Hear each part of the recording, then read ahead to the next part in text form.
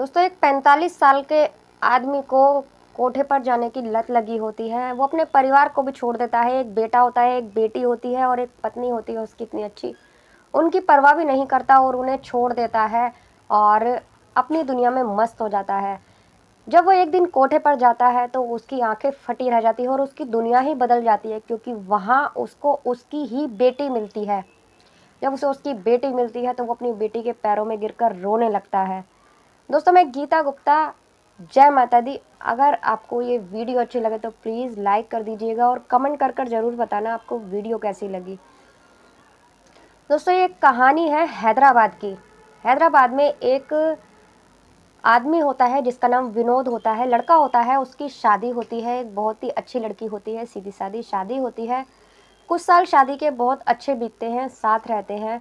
लेकिन उसके दो बच्चे भी होते हैं। एक बड़ी बेटी होती है, फिर एक बेटा होता है।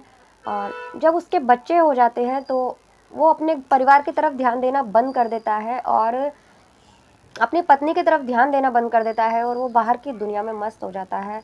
उसका अपनी पत्नी से मन भर जाता है।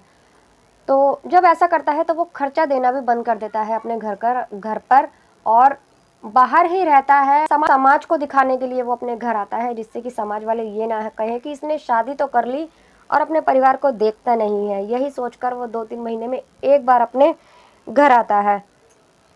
और लेकिन कभी भी वो अपनी पत्नी को पैसे नहीं देता कि खर्चा चलाने के लिए या अपने घर की देखभाल करने के लिए, बच्चों को पालने के लिए, उनकी पढ़ाई के लिए कभी नहीं देखता। तो जब उसकी पत्नी बहुत ज़्यादा परेशान हो जाती है, वो कहती है मेरे पति का मेरी ज़िंदगी में होने ना होने से तो कोई फ़र्क ही नहीं पड़ता। तो वो सोचती है इससे तो तलाक लेना ही बेहतर रहेगा, कम से कम मैं अलग रहूँगी, अपने बच्चों की परवरिश तो कर पाऊँगी। ऐसा सोचकर वो अपने पति को बोलती है कि मुझे तुमसे तलाक चाहिए। वो अपने पति से तलाक की बोलती है तो वो भी खुश हो जाता है। वो तो पहले ही पीछा छुड़ाना चाहता था अपनी पत्नी से, तो वो तलाक ले लेती है।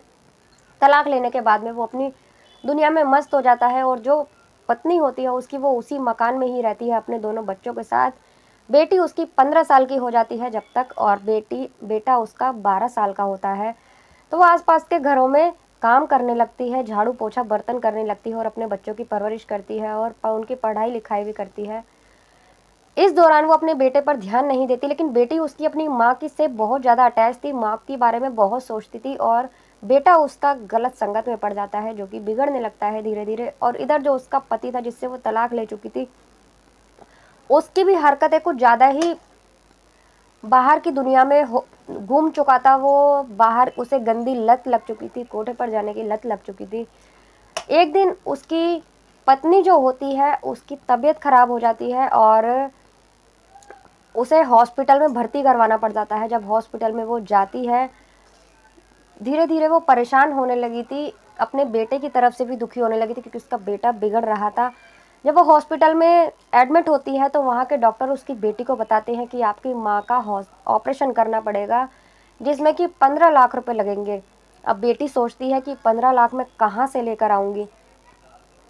तो वो अपने, जहाँ वो काम करती है, उसकी बेटी ने ग्रेजुएट कर लिया था और उसकी नौकरी भी लग जाती है। उसकी बेटी शुरू से ही बोलती थी कि माँ मैं पढ़ लिख जाऊँगी तो मैं नौकरी करूँगी, तो आपको ये काम करने की ज़रूरत नहीं पड़ेगी। तो उसकी बेटी नौकरी करती है, 12,000 रुपये उसकी सैलरी होती है। वो अपने ऑफिस में जाकर अपने सर से भी बोलती है कि सर मुझे इतने पैसों की ज़रूरत है, आप धीरे धीरे काट लेना, मेरी मम्मी की तबीयत ख़राब है, ऑपरेशन के लिए मुझे चाहिए। तो उसका बॉस भी उसे मना कर देता है। वो बहुत परेशान हो जाती है। तभी वो एक न्यूज़पेपर में एक ऐड देखती है कि सिर्फ 8 घंटे काम करके 8 से 10,000 रुपये डेली कमाए। जब वो ये देखती है तो वो, उसे ये ऑफ़र अच्छा लगता है और वो उसी जगह पर पहुंच जाती है। जब वो पहुंचती है तो वहाँ का जब काम देखती है तो उसे अच्छा नहीं लगता, क्योंकि उसकी, वो सोचती है कि मेरी माँ ने मुझे ऐसे संस्कार नहीं दिए कि मैं ऐसा काम करूँ।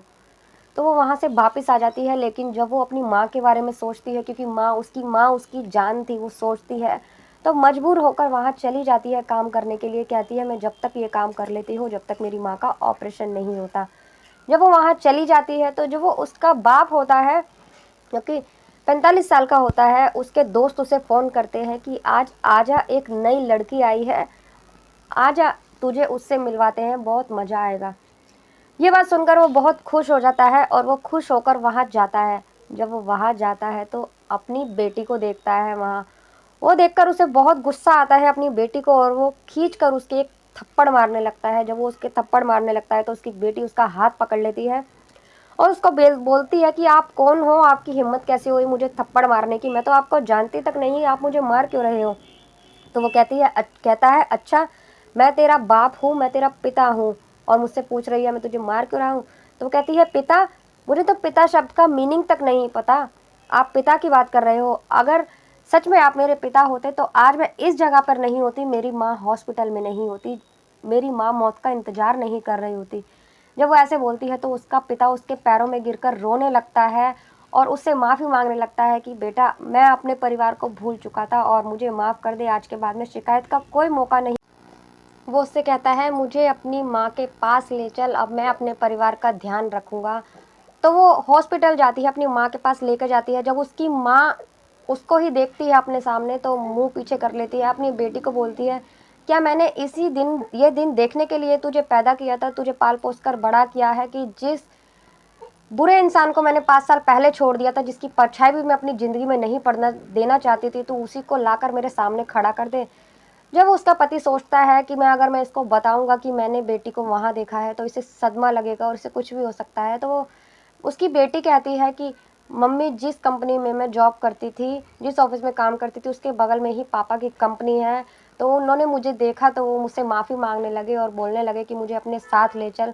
तो मैं उन्हें अपने साथ लेकर आई हूँ, प्लीज़ मम्मी पापा को माफ़ कर दो।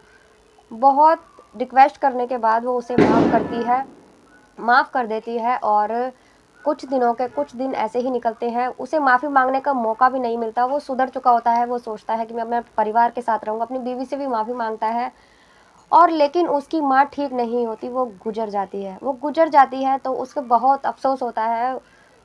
बेचारे को उसको माफ़ी मांगने का भी मौका नहीं मिलता अपनी पत्नी से और वो बहुत अफ़सोस करता है कि मैंने अपने परिवार की कद्र नहीं की। लेकिन जब उसे उस परिवार की कद्र हुई तो उसकी पत्नी ने उसका साथ छोड़ दिया था, उसकी मौत हो चुकी थी।